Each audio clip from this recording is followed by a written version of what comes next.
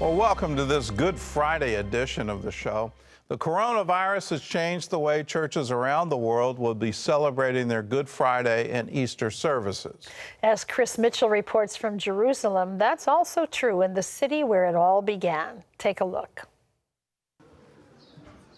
This is what Good Friday usually looks like on the Via Dolorosa, Latin for the Way of Suffering, where Christian pilgrims from all over the world come to retrace the steps of Jesus on his way to his crucifixion on the cross. This year on Good Friday, the Via Dolorosa here in the heart of Jerusalem will be empty, since all outdoor processions have been canceled by the government because of COVID-19. Usually in such seasons, the city is overloaded with people. Now the roads are empty. We won't have practically any outdoor activity. All prayers will be held with very, very minimal participation. The same holds true here in the Garden Tomb, just outside the walls of Jerusalem's Old City, where many people believe Jesus was laid in this empty tomb and then rose from the dead. The Garden Tomb Association has held Easter sunrise services for years, many of them broadcast by CBN. Normally there are thousands here on Easter morning, but this year we could only allow 4 people on camera at a time. Well, the Easter service we have planned now is going to be a mix of readings from some of the community who are still here, of prayers, of praying for those victims and those who are suffering with the virus. Abu Nasser says, despite the circumstances, there's cause for hope. St. Paul says everything is working for the sake of those who love God. I believe that God and the divine wisdom might require us to reflect and to pray more. And I do believe that this is an opportunity for the families, especially nucleus families, to pray more, to reflect more. It will look very different to previous years, obviously because there are no people allowed to attend it. But we still believe that is still an act of worship to God, because the ministry of the Garden Tomb is about a place of worship and witness and prayer. And that will continue even through this virus. Regardless of the government restrictions because of the coronavirus, Abu Nasser and Holland say the message of Easter remains the same. That we believe in resurrected Lord, and death, even despite all difficulties, Easter reflects that life would prevail. The message of the gospel stays the same, and that message that the Garden Tombs proclaimed for 126 years, that Jesus died, that Jesus was buried, and that Jesus rose again for everyone who's listening to this message today and the whole world. Chris Mitchell, CBN News, the Garden Tomb and Via Dolorosa, Jerusalem. Well, as you shelter in place this Good Friday, realize that the road of suffering, the Via Dolorosa, the way of suffering, always leads to a resurrection. That is the whole gospel message, that Jesus went through a great deal of suffering, and then his words should be echoing in your head now. He promises that we will have difficulty in this world, but then he says, but be of good cheer, for I have overcome the world. He has overcome this present age. He has overcome all of these things, so that you and I could be with him for all eternity. As we meditate this Good Friday, also meditate on the resurrection and realize that that same resurrection power is in you. Yeah, it's odd to see things so empty in Jerusalem, isn't it? The number of times I've been in the Old City and to see nobody, nobody walking, nobody on the Via Dolorosa is absolutely incredible. Well, here in the United States, churches are preparing for a different approach to Easter service as well. Drive-through passion plays and virtual Easter egg hunts are just a couple of examples of what will look different this weekend. One thing that won't change, the timeless message of the gospel. Charlene Aaron has more. According to Lifeway research, half of the nation's churches have known for weeks they would not be holding traditional Easter services. That's why pastors are preparing to share the gospel like never before. From online services to virtual Easter plays, in the age of COVID-19, Easter just won't be the same. In Fayetteville, North Carolina, Snyder Memorial Baptist Church is taking a drive-through approach. featuring the Stations of the Cross depicting the day of Jesus' crucifixion. It will definitely be something they will never forget. Susie Reeder says people will receive a map of the exhibits as well as communion elements, all while practicing social distancing by staying inside their vehicles. The only time they will have to put their window down is to get the guide and the map. So we're going to take them through the far parking lot, and you would see Jesus walking with the cross on his back. Wow. And so carrying the cross. And then that would end at the end of that parking lot where we have a big cross already. And so that's where we're going to suggest they stop a second and have communion there in front of the cross.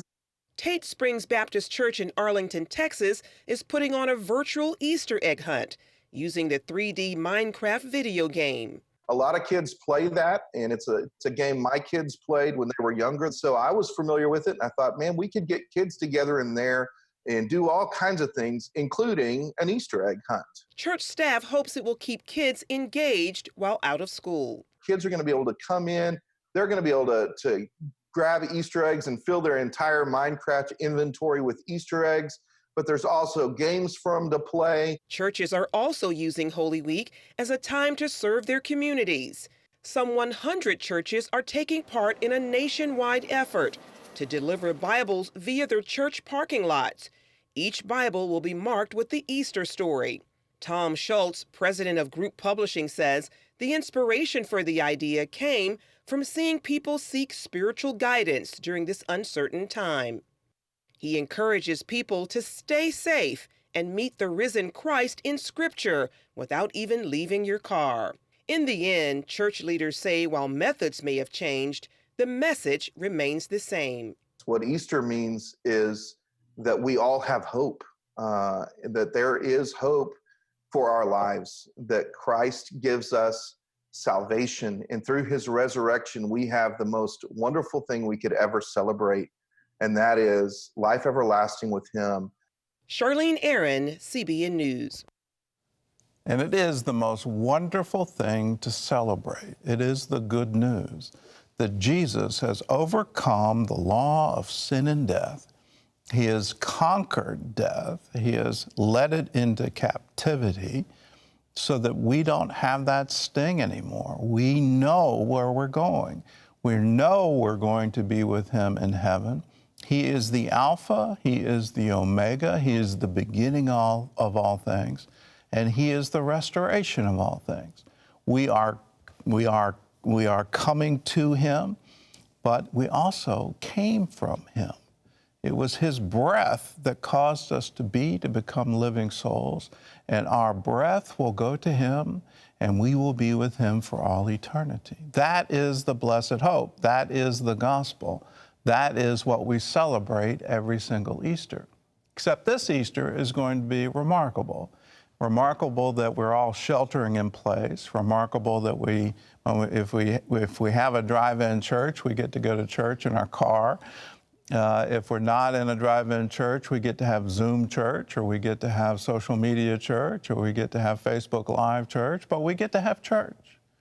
And so rejoice in that. Rejoice in what he is able to provide for you, because in him we live and move and have our being. We don't have to go to any particular place.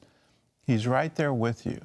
And when you have that realization, you have that peace, you have that security that he's right there, then it doesn't matter where you are. Let's go to the book of Revelation, chapter 1, verse 10. Here's the Apostle John. He's near the end of his life. Church tradition teaches us that he's over 90 years old. He's been exiled to Patmos. They had tried to martyr him. They tried to kill him, and they weren't able to do that. And so they said, well, okay, well, we can't stop you. We can't kill you. We'll exile you. So here he is all alone. And church tradition says he was living in a cave all by himself. And in that, what does he do? Well, he says, it was the Lord's day, and I was in the Spirit. So it was a Sunday. That was the church tradition. Sunday, we celebrate the resurrection. We celebrate it every single Sunday. It was Sunday, so I was celebrating, and I was in the Spirit. and I heard a voice behind me. Now, isn't that wonderful? You can hear God wherever you are. You can be with him, you can be with your family, you can be sheltered in place, you can be in a cave on an island in the Mediterranean Sea. He is with you. And here's the other thing. He wants to bring revelation to you. Revelation that he is the Alpha, he is the Omega, he is the all-sufficient one. He is the one that we look to for our hope, our faith. He's the author, the finisher of your faith. He is the beginning. He is the end of all things.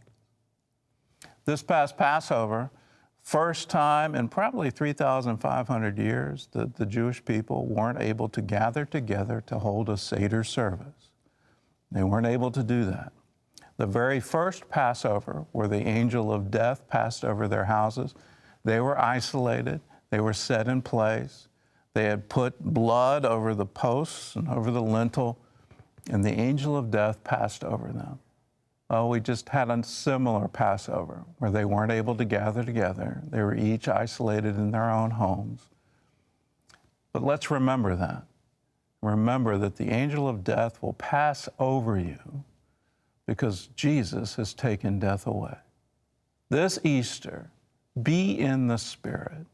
Spend the time with him. Don't spend the time anxious, worried, wondering about the future, wondering about economy, wondering about money. Set your eyes on him. Let him be the beginner of your faith. Let him be the finisher of your faith. Let him be your all in all.